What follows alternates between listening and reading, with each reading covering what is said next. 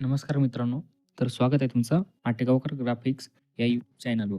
तर कालचा व्हिडिओ तुम्ही बघितला नसेल तर कालचा व्हिडिओ तुम्ही बघून घ्या. कालच्या व्हिडिओमध्ये आपण Photoshop introduction and basic selection सांगितलं होतं. तर आजचा व्हिडिओ पण त्याच्याच रिलेटेड आहे. तुम्ही आपल्या चॅनलवर जर नवीन असाल तर आपल्या चॅनलला सबस्क्राईब करा, व्हिडिओला लाईक करा आणि व्हिडिओला जास्तीत जास्त शेअर करा. चला तर आपण व्हिडिओला सुरुवात करू. तर आपण काल बघितलं होतं की मर्क्यू टूल. तर मर्क्यू टूलचा वापर कशासाठी केला जातो, की सिलेक्शनसाठी केला जातो. जसं की आता मी हे सिलेक्शन केलेलं आहे आणि तिथं वर ऑप्शन दिसून जातं अँटी एलियास म्हणून. तर अँटी एलियासचा वापर कशासाठी केला जातो, की जेणेकरून तुम्ही एखादं सिलेक्शन केलं आणि त्यामध्ये कलर फिल केला. तर आम्ही कलर फिल करतोय आणि हे जे सिलेक्शन केले सिलेक्शन जर डिसिलेक्ट करायचं असेल तर त्यासाठी कंट्रोल डी करा, तर सिलेक्शन होऊन जातं. हे बघा याचं सिलेक्शन कसं स्मूथमध्ये होऊन गेलेलं आहे, स्मूथ दिसते असं बघितल्यानंतर. झूम 100% वर जर असेल तर बरोबर क्लिअरमध्ये दिसून जातं. आणि त्याचबरोबर तुम्ही नवीन सिलेक्शन केलं अँटी एलियास ऑफ करून. तर आता मी काय करतो, न्यू लेअर घेऊन सिलेक्शन करतो. बघा मी सिलेक्शन केलेलं आहे, यामध्ये कलर फिल करतो.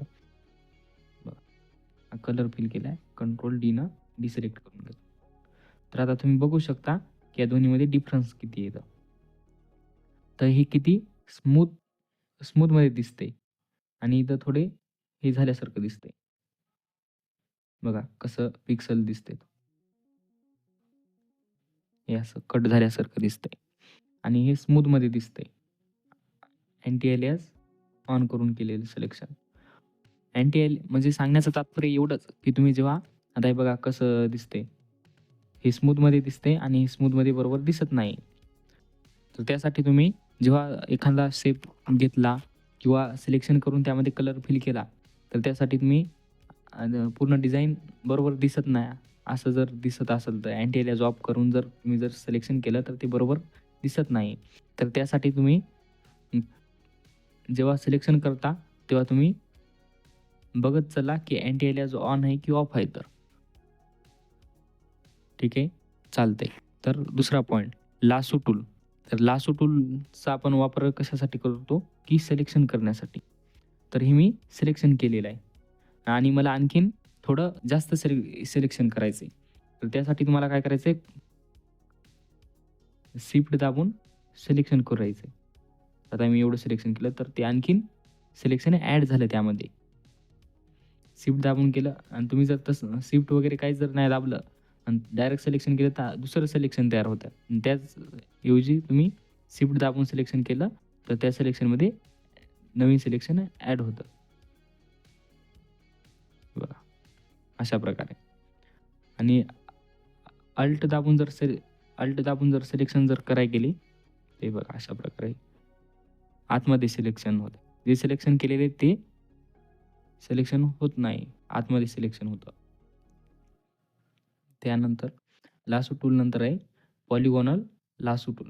तर हे पॉलिगॉनल लासो टूल जो आहे तर हा डायरेक्ट लाईनमध्ये सिलेक्शन करतो अशा प्रकारे.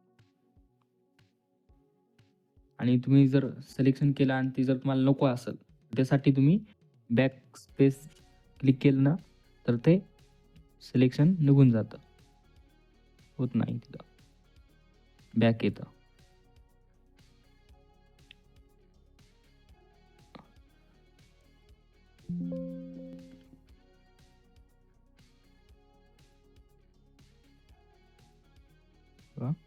तर आता मी तुम्हाला पॉलिगॉनल लासो टूलचा यूज करून मी एक इमेज कट करून दाखवतो. ते बघा ही मी एक इमेज घेतलेली आहे बिल्डिंगची.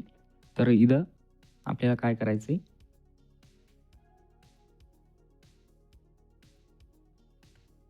बघा सिलेक्शन पूर्ण स्ट्रेट लाईनमध्ये सिलेक्शन होऊ द्यायचं. अशा प्रकारे सिलेक्शन करून घ्यायचं. स्ट्रेट लाईनमध्ये फास्ट सिलेक्शन होते या टूलच्या मदतीने.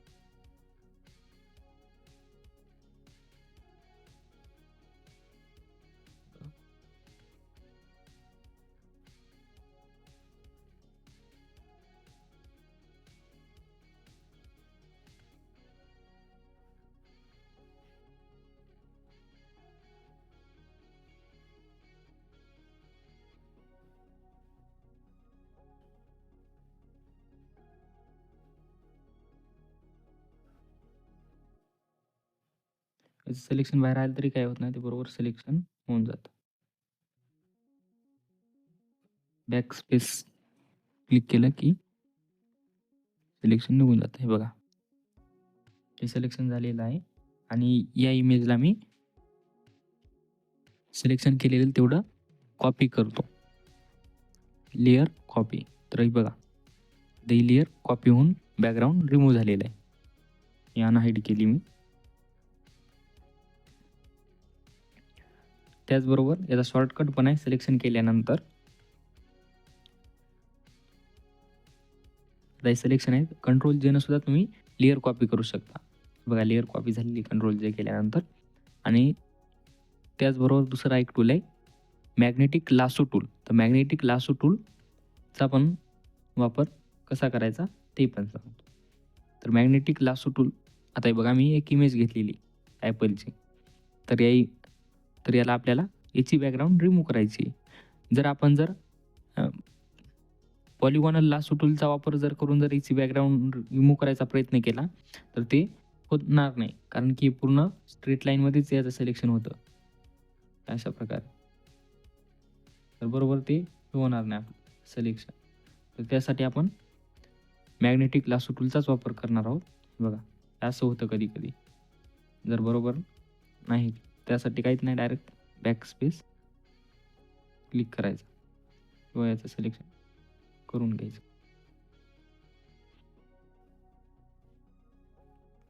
बघा, आता मॅग्नेटिक लासो टूलच्या साहाय्यानं आपण याला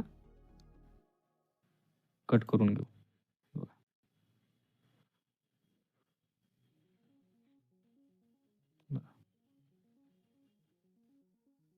बॅक स्पेस क्लिक केलं की सिलेक्शन निघून जातं.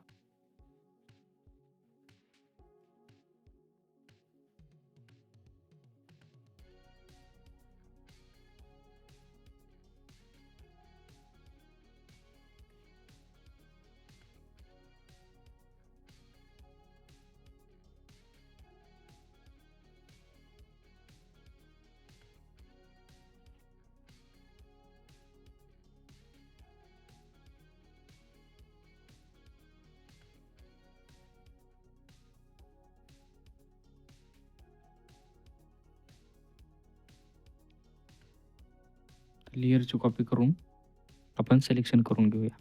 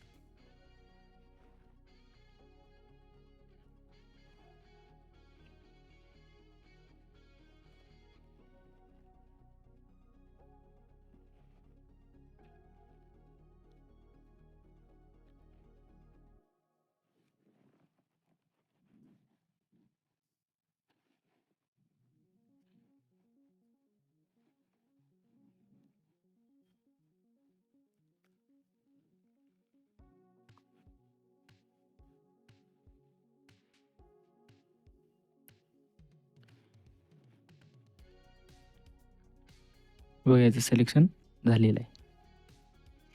त्याला कंट्रोल जे केल्यानंतर त्याची PNG क्रिएट होऊन जाते.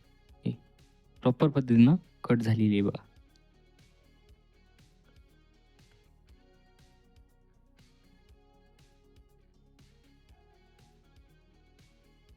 जर तुम्हाला याच्या पाठीमागे जर बॅकग्राऊंड ॲड करायचं असेल तर तुम्ही ते पण करू शकता. इथं खालच्या बॅकग्राऊंड लेअरला जायचं आणि तिथं गेल्यानंतर इथं सॉलिड कलरचं ऑप्शन येतं. सॉलिड कलर क्लिक करायचं आणि इथून तुम्ही अशी बॅकग्राऊंड ॲड करू शकता. तर इथं थोडं राहिलेलं आहे, बॅकग्राऊंड रिमूव्ह झालं नाही बरोबर.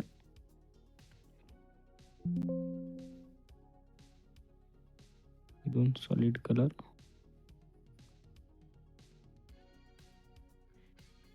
तर आता हे थोडा भाग राहिलेला आहे, लेअरला लॉक करून घेऊ आपण.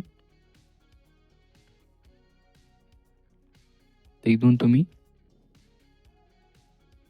लासो टूलचा वापर करून सिलेक्शन करून कट करू शकता. बघा इथं पण राहिलेलं आहे थोडं.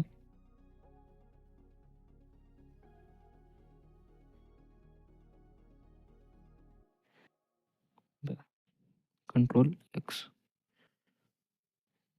हे कट झालेलं आहे. बघू शकता तुम्ही बॅकग्राऊंड कशा प्रकारे दिसत आहे. इथून तुम्ही कलर चेंज करू शकता.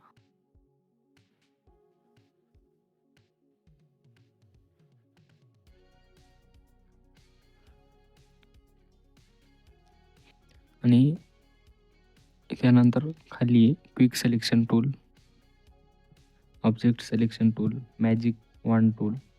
तर हे सर्व टूल पण सिलेक्शनसाठी उपयोगी येतात. तर त्याचबरोबर बॅकग्राऊंड वरच्या लेअर आपण डिलीट करून घेऊया.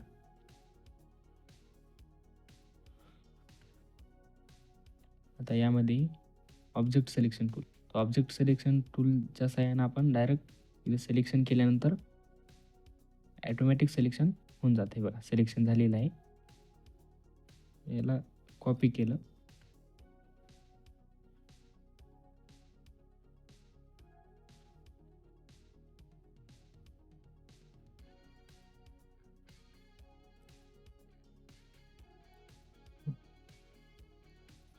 सिलेक्शन झालेलं आहे. आता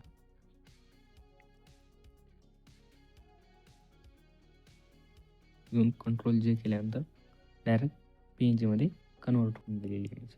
एकदा PNG जर सेव्ह करायचं झालं तर इथं काय करायचं, फाईल, एक्सपोर्ट ॲज, आणि इथं तुम्हाला एक्सपोर्टच्या वेळेस JPG, PNG, झिप अशा प्रकारे फाईल येतात. क्वालिटी बघा 110.2 KB फाईल आहे.